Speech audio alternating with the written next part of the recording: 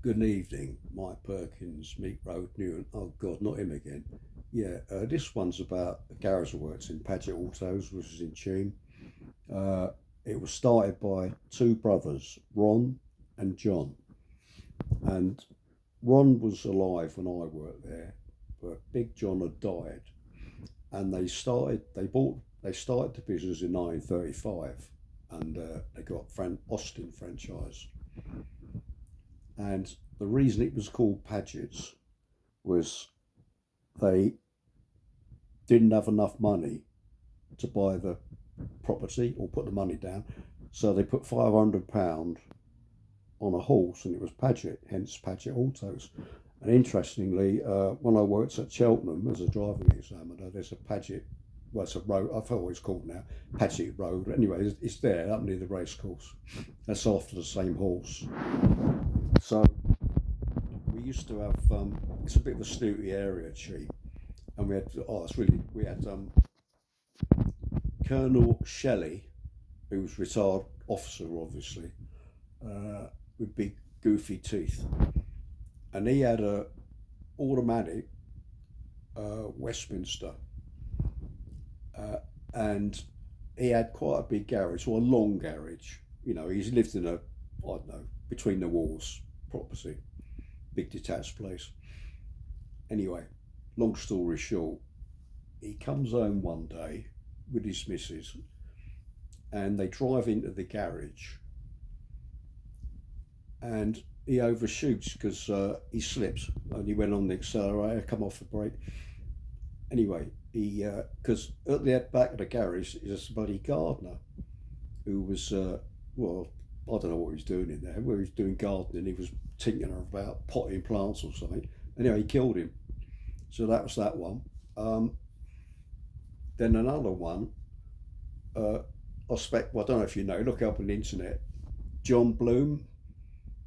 He was Rolls washing machines, early 60s, and he used to compete with Hoover and all those sort of things. And he used to offer a holiday if you bought a washing machine. It's unbelievable. He went bust in the end, and last seen sailing around the West Indies. But his accountant, Palmer, he lived in Cheam, and he he had a big house, and he used to be one of our customers, and he started a firm called Telstar, which was TV rental, and he bought 1,300 estates, uh, and put aluminium Telstar like windows over the window, and we put door locks on them, Lander door locks they were called, right bodge they were.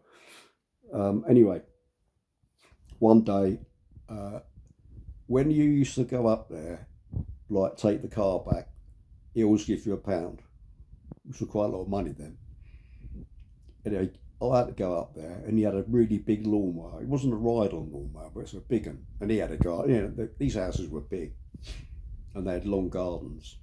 And so the lawnmower is in the garage, massive garage. And he said, I want the oil changed. So I said, okay. Well, I can't just let it, it's going to go all over the floor. Oh, don't worry about that. The gardener will clear it up. So I did. That's what I did. And interestingly enough, when I was on detached duty in as an examiner at Sutton and Morden, I stayed at a B&B in Devon Road, Margaret's, it was called St Margaret's. Stayed there, I think, 2 or 3 times.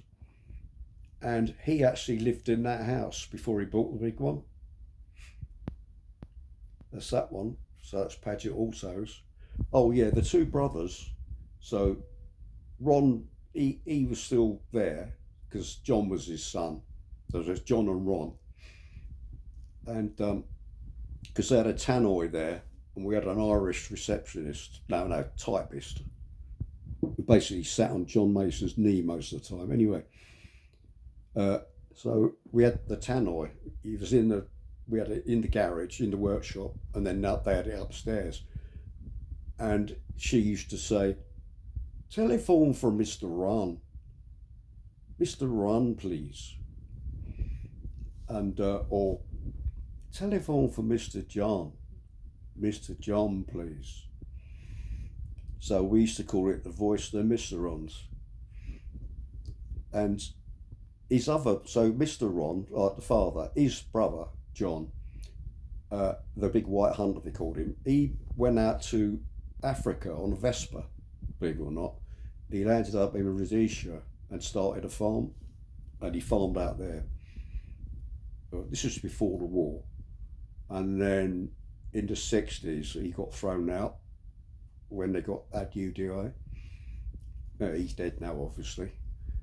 Anyway, that's the end of that one. Thanks for watching.